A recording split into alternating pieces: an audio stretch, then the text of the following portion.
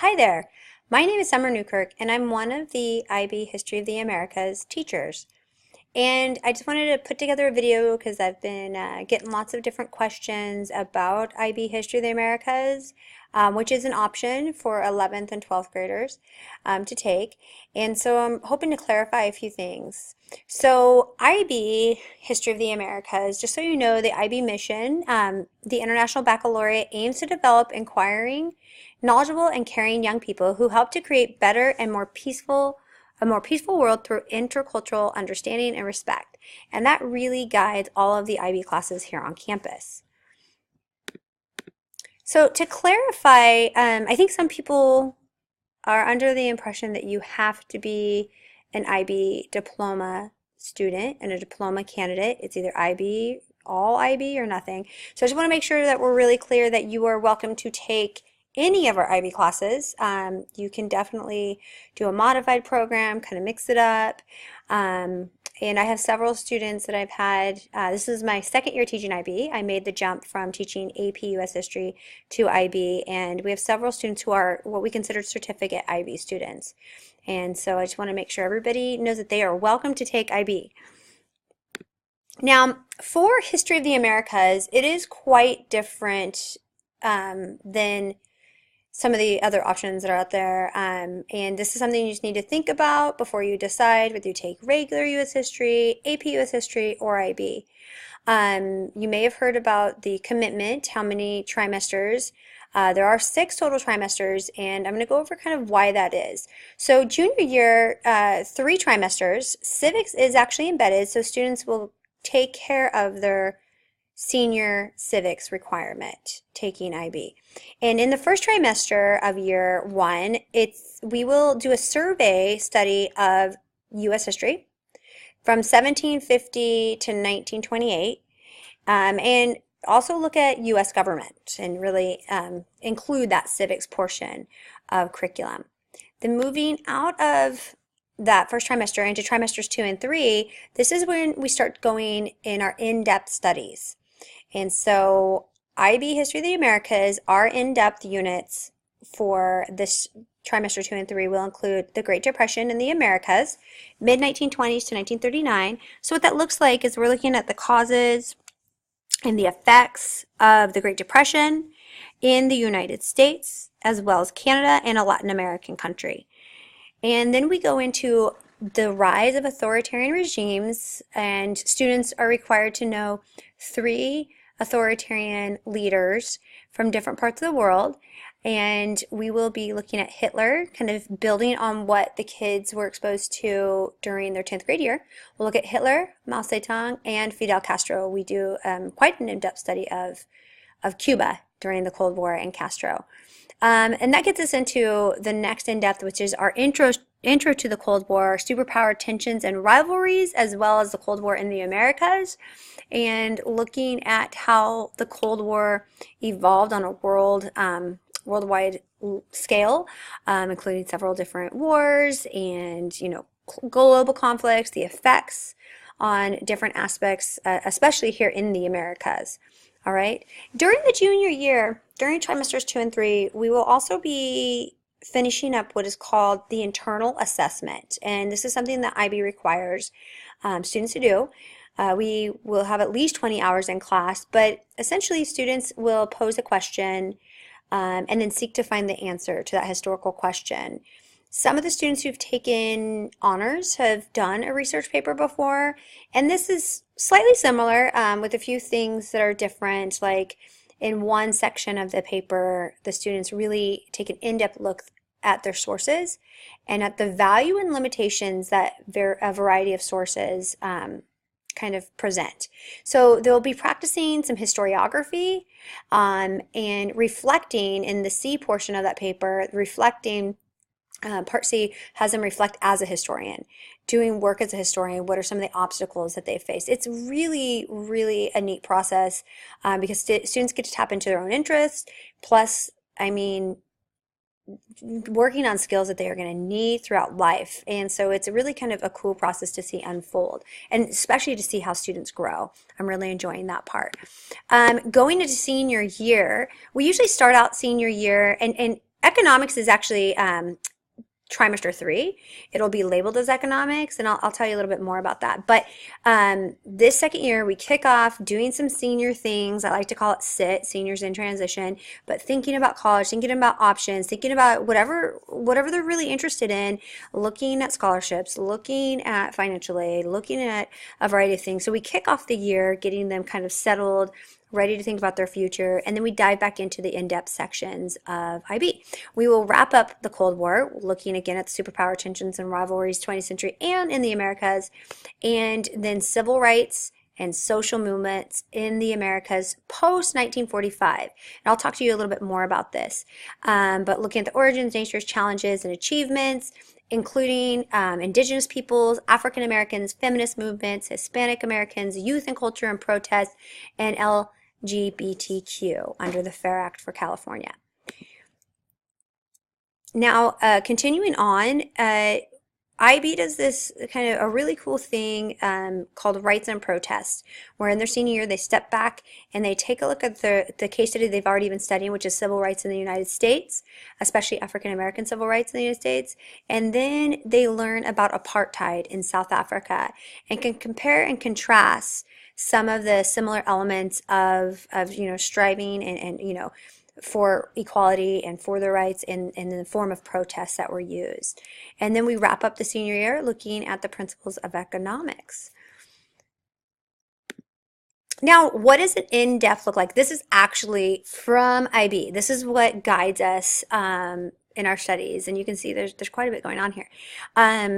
So civil rights and social movements in the Americas post 1945, you can see heavy emphasis on the origins, natures, challenges, and achievements. So we actually go back before 1945 and look at some of the foundations, some of the origins of the struggle for equality in the United States.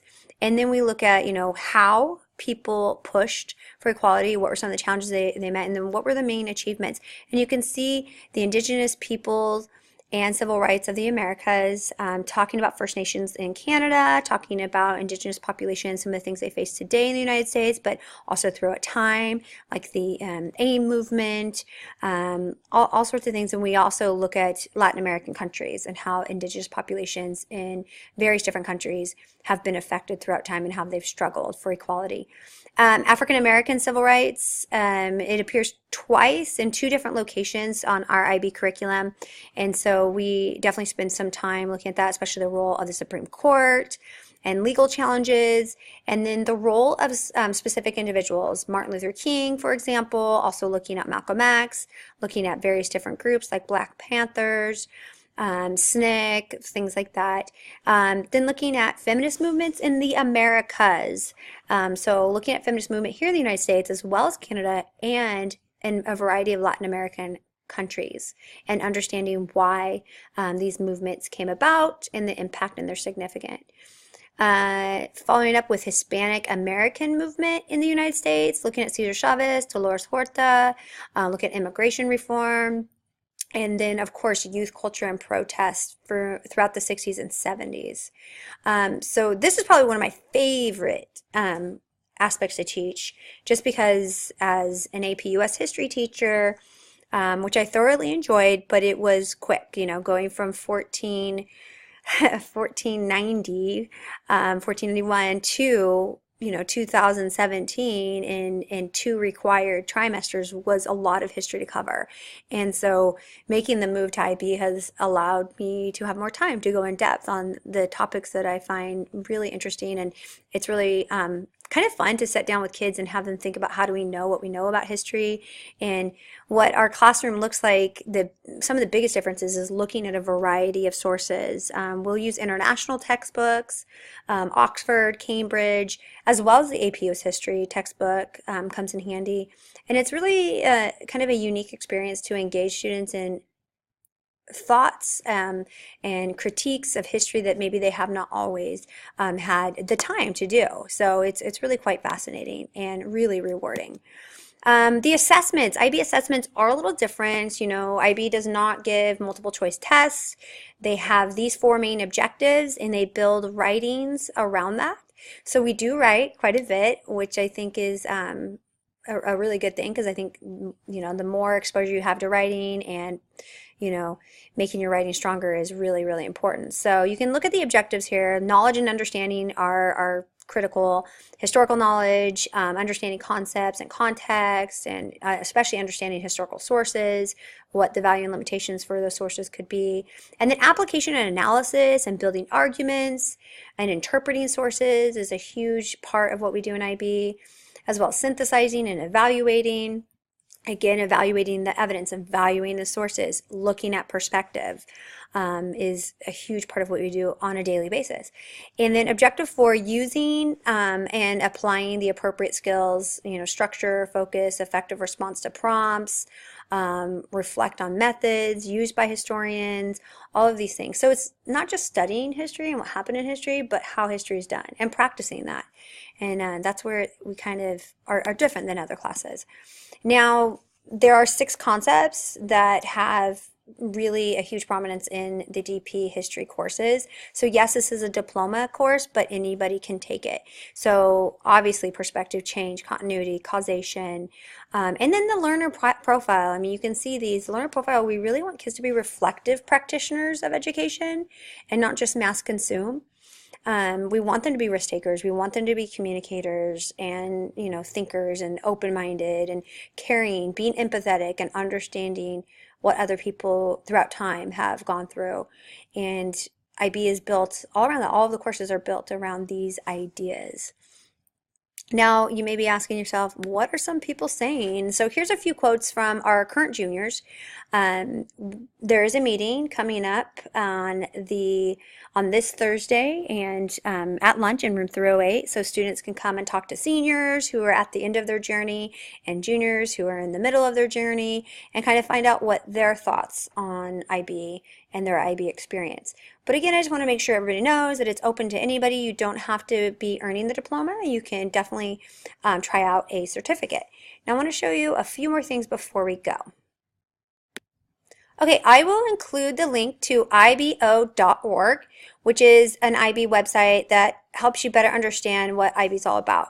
And when you go here, obviously the benefits of IB, programs, all of this type of stuff. But the one I think is really interesting is this one, university admissions. Obviously, people are going to want to know about university admissions. What does IB mean for this?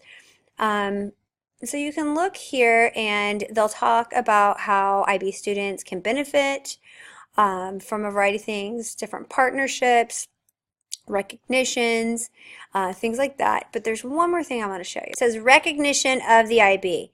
If you click on that, if you look at this, it'll go over various different topics about how we work with universities, what universities recognize what, and here it is, University Policy Index. So when you click on this, you'll download a spreadsheet, and this includes self-reported policies. So any school that your son or daughter may be interested in, you definitely want to check with them, even going to their website and just putting IB or International Baccalaureate and their basically their requirements or how they give credit for IB will pop up. And this is kind of nice to have at your hand, but let me show you just one example. Okay, so when you click on that, you'll download an Excel spreadsheet that has a ton of countries on it.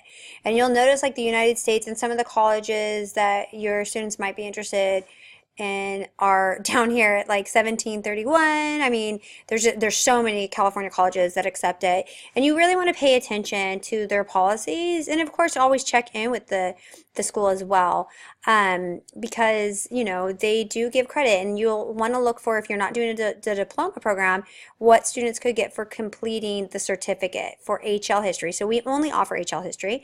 We don't do SL, so you don't have to worry about that. But what type of credit, you can see 8-quarter units for students with different scores. Some schools will take, you have to have like a 5 out of 7. Some schools, I was looking at Boise earlier because I have a student who's interested in that, and you have to score a 4 out of 7 on the exam, which I think is very doable, and we will definitely make sure that they're prepared for that. So feel free to look at these things, to look at the IB website itself, to decide whether or not this is something your student might want to do. Obviously, the exam is just one portion of it. Let me know if you have any questions.